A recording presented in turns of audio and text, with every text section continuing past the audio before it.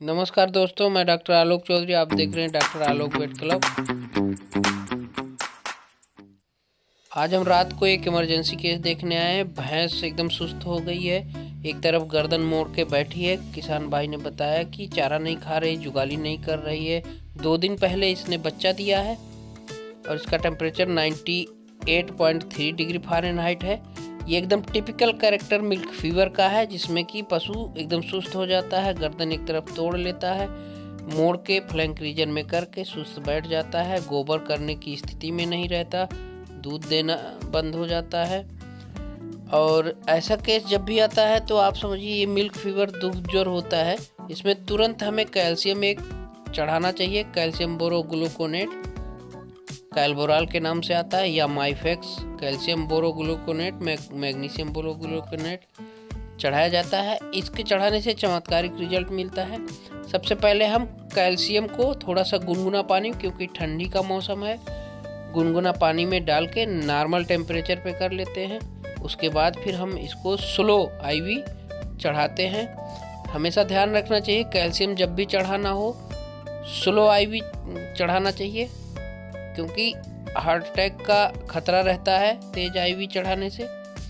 तो ये चीज़ जरूर ध्यान देना चाहिए, खासकर मैग्नीशियम बोरोग्लूकोनेट के साथ जो आता है कैल्शियम बोरोग्लूकोनेट का कॉम्बिनेशन।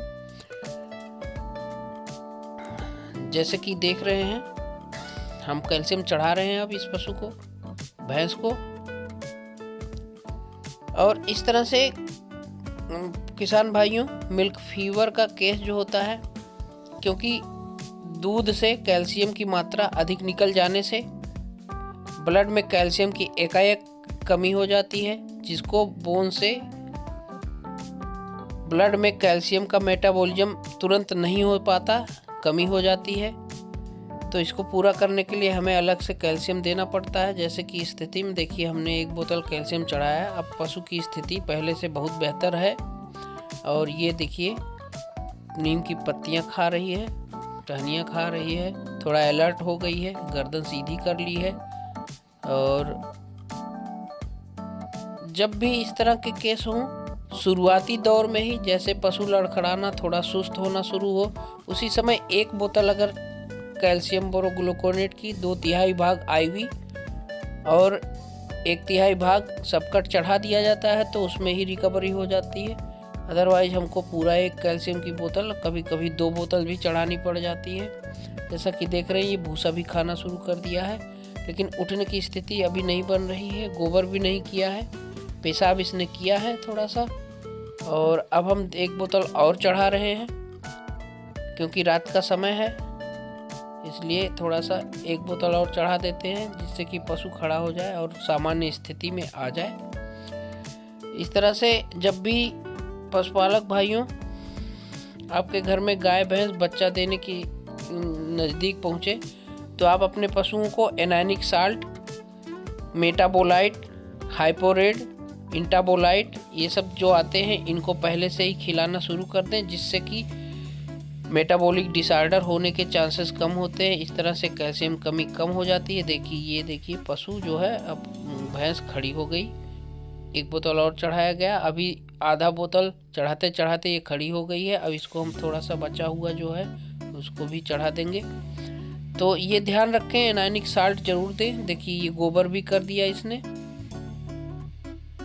जैसा हम पहले बता रहे थे कि गोबर टाइट हो जाता है, या सूखा करती है, या तो नहीं करती ही नहीं, पेशाब भी रुक जाता है, दूध नहीं देती। तो ये टिपिकल कैरेक्टर सब हैं मिल्क फीवर के, दुग्ध ज्वर के। तो इस तरह के एनायनिक साल्ट सप्लीमेंट देने के बाद हम जो है, कभी कभी हमें बच्चा देते समय 1 कैल्शियम की सिरप या कैल्शियम की जेल 300 ml की आती है, उसको पिलाते हैं। और बच्चा देने के बाद 12 घंटे बाद 1 और पिलाते हैं, उसके 12 घंटे के बाद 1 और पिला देते हैं। इस तरह से 3 कैल्शियम की जेल अगर हम दे देते हैं, तो हमारे पशु को मिल्क फीवर होने का चांस कम होता है।